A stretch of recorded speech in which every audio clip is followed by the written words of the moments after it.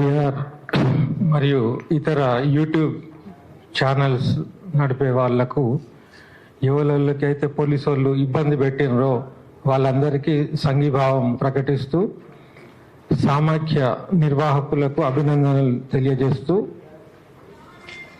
అయితే విషయం ఏంటంటే మున్పు సినిమాలల్లా పాత సినిమాలల్లా చూపిస్తారు ఏమని, హీరోలు విలన్లు బాగా ఫైటింగ్ జరుగుతుంది, క్లైమాక్స్లా జరిగినాక కానిస్టేబుల్ వస్తారు లాస్ట్కి, వచ్చినాక దాంట్లో ఉన్న హీరో అరెస్ట్ దెమ్మంటే అప్పుడు కానిస్టేబుల్ పోయి బేడీలు వేస్తారు. మీకు తెలుసు అనుకుంటా సినిమాల్లో. అయితే ఈ కానిస్టేబుల్ ఏదో సినిమా వాళ్ళకి తెలియదు కాబట్టి హీరో చెప్తే కానిస్టేబుల్ పనిచేసేటోళ్ళు.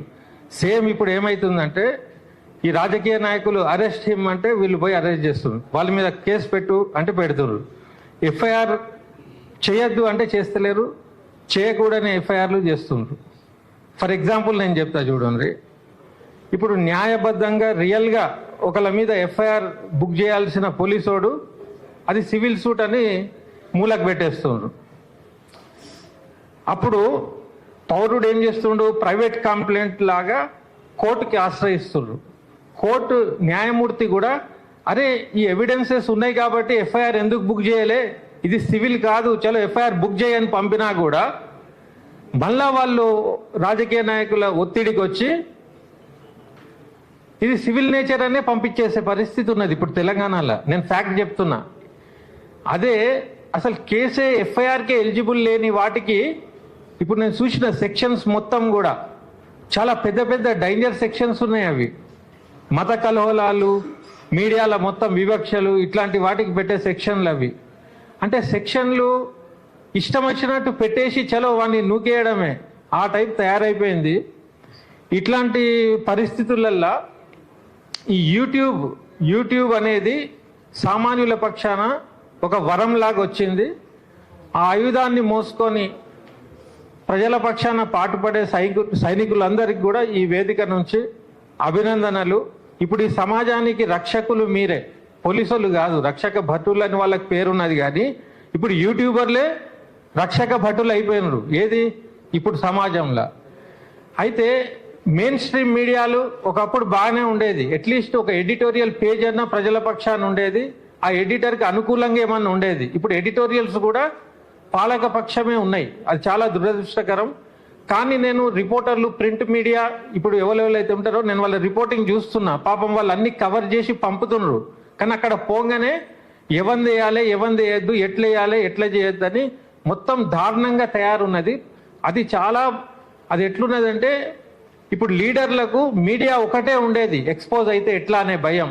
వాళ్ళు ఎంత తెలివిగల అంటే వాళ్ళే మీడియాలు తయారు చేసుకున్నారు.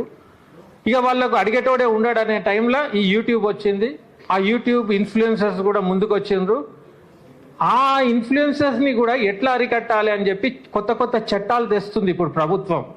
వాళ్ళు ఏమనుకుంటున్నారు అంటే ఈ చట్టాల ద్వారా ఒక్కొక్కరిని లోపలేస్తే కానీ సెట్ కాదని డిసైడ్ అయ్యి కేవీఆర్తోని వీళ్ళతోని మొదలుపెట్టింది ప్రభుత్వం. ఈ మొదలుపెట్టే క్రమంలోనే సమైక్య వాళ్ళు ఈ ఇష్యూని టేకప్ చేసి అందరినీ పిలిచి ఏదైతే చేస్తున్నారో ఇది చాలా అభినందనీయం.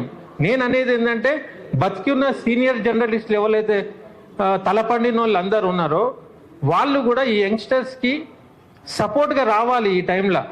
ఇప్పుడు కొన్ని కారణాల వల్ల వాళ్ళు ఏడున్నారో తెలియదు, కానీ ఏడున్నా కూడా వీళ్ళకి సంఘీభావాలు తెలపాలి. మన రిలేషన్లో, మన దోస్తానాలో ఎవరికన్నా ట్రోలింగ్ అయినా ఏమైనా మనం స్పందించి మీటింగ్లు పెడతాం. అట్లా కాదు, ఆడు మనకు తెలియనోడు ఉన్నా కూడా ప్రజల పక్షాన ఉన్నప్పుడు మనం అందరం కూడా సేమ్ మనకు నొప్పి, మన గ్రూప్లు ఉన్నోనికి నొప్పి వస్తే ఎట్లయితే ఆర్గనైజ్ చేస్తామో అదే రకంగా సీనియర్ జర్నలిస్టులు కూడా అదే రకంగా స్పందించాలని నేను కోరుకుంటున్నాను. ఫర్ ఎగ్జాంపుల్ మూసీ రివర్ గురించి జరిగింది. జాదర్ఘాట్ల ఎన్నో గరీబోళ్ళై కూలగొట్టేసిండ్రు. వాళ్ళు ఎవరో ఏందో ఎటుపోయినరో తెలియదు.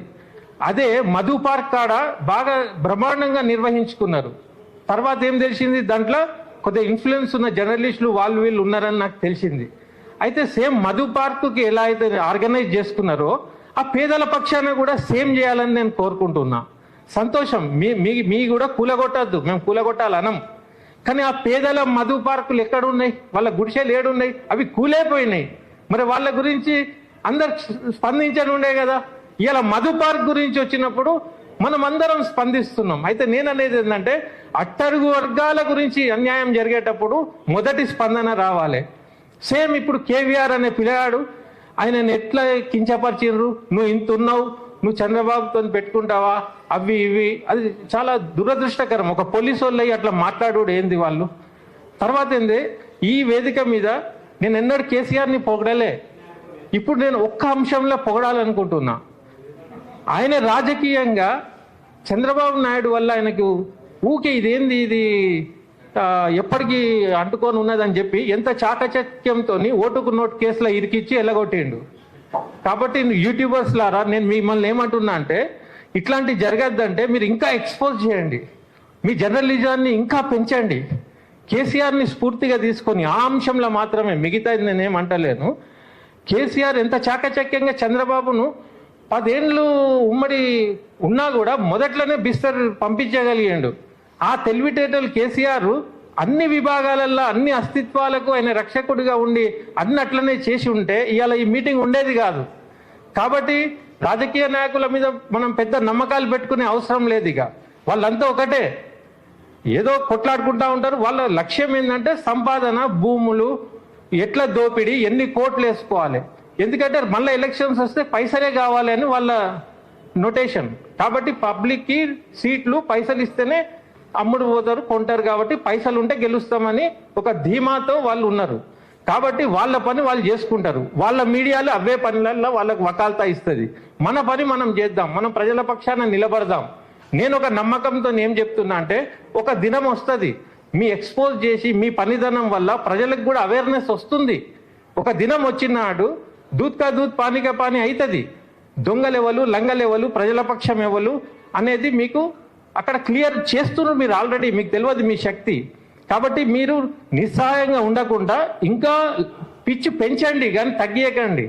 తర్వాత మీకు అన్ని సంఘాలు కూడా ఎట్లయితే వచ్చినాయో ఇంకా అందరు కూడా ఉంటారు. ఇంకొక విషయము, నిన్న నేను చూస్తున్నా మన రజనీకాంత్ని కూడా పొగడాలి. TV9 ఆయన మెయిన్ స్ట్రీమ్ మీడియాలో ఈ మధ్య కాలంలో హైడ్రావుడ్ని కూర్చోబెట్టి ఇంటర్వ్యూ చేసిండు, మంచిగానే చేసిండు, వెరీ గుడ్. అట్లనే సీఎంని కూర్చోబెట్టి కూడా ఇంటర్వ్యూ చేసిండు. నేను ఆ ఇంటర్వ్యూ చూసిన. ఆ ఇంటర్వ్యూలో మన సీఎం ఏమంటుండంటే రామాయణంలో రావణాసుడు ఉన్నాడు కాబట్టి, మహాభారతంలో దుర్యోధనుడు ఉన్నాడు కాబట్టి, సామాన్యుల పక్షాన వాళ్ళు ఉన్నారు కాబట్టి నేను సీఎం అయినా అని చెప్తుండు. అంటే ఈయన రామునితో సమానం అన్నట్టే కదా. కాబట్టి నేను ఏమంటున్నా అంటే ఇండైరెక్ట్ గాను డైరెక్ట్ గాను మీకు మీరు రాముడు అని చెప్పుకుంటున్నారు. నీ పౌరుడు, నీ రాష్ట్రంలో నువ్వు హోమ్ డిపార్ట్మెంట్ నీదే, నువ్వే సీఎం. నీ పౌరుడి మీద పక్క రాష్ట్రం వాడు వచ్చి పట్టుకొని పోయి లోపలేసి 3rd డిగ్రీ చేసినప్పుడు నువ్వు రాముని లెక్క ఎందుకు ప్రవర్తించలే? నువ్వు వట్టిగానే రాముడు అంటే సరిపోదు, నువ్వు చేసే పనులలో రాముడు చూపి. నీ పౌరుని కోసం నువ్వు ఏం చేస్తావు అది చెప్పు. ఇప్పుడు ఆయన మీద ఉన్న కేసు తొలగింపజేయి. తర్వాత మన హోమ్ డిపార్ట్మెంట్, మన పోలీసులు ఉన్నాగా బయటోడు వచ్చి ఎట్లా లాక్కొని పోతారు? ఇది హోమ్ డిపార్ట్మెంట్ వైఫల్యం కాదా? హోమ్ డిపార్ట్మెంట్ ఎవరి చేతులు ఉంది? సీఎం చేతుల్లో ఉంది కదా. అయితే సీఎం నీ పౌరుడికి ఆటంకం వచ్చినప్పుడు నువ్వు రామును అని చెప్పుకుంటే ఎట్లా మాట్లాడగలుగుతావు? వెలుగుమట్లది 3 మినిస్టర్లు ముద్దాయిలుగా నిలబడ్డప్పుడు సీఎం సాల్వ్ చేయాలంటే అది వాళ్ళ ఇష్యూ, వాళ్ళే చేసుకోవాలని ఉన్నావు. నువ్వు ఎఫ్ఐఆర్లు ఆ మినిస్టర్ల మీద వేయాల్సింది వేస్తలేదు హోమ్ మినిస్టర్. అయితే నేననేది ఏంటంటే పోలీసు వ్యవస్థ కానీ ముఖ్యమంత్రి ఏదైతే హోమ్ డిపార్ట్మెంట్ తీసుకున్నారో ఇది వైఫల్యానికి నిదర్శనం. నేను వాళ్ళ మీద వీళ్ళ మీద ఏడ్చుడు కంటే నేను ముఖ్యమంత్రినే చెప్తున్నా. ఏమన్నంటే మన బిడ్డకు హాని జరిగినప్పుడు నువ్వు ఆయనకి న్యాయం చేయి, అప్పుడు నీ రాముడు దానికి ఒక అర్థం ఉంటుంది. Thank you. టైం అయిపోయింది, ఇంకా మాట్లాడినారు కానీ ఒక ప్రతి గారిని ఒక్క సెకండ్ మాట్లాడేసి మొత్తం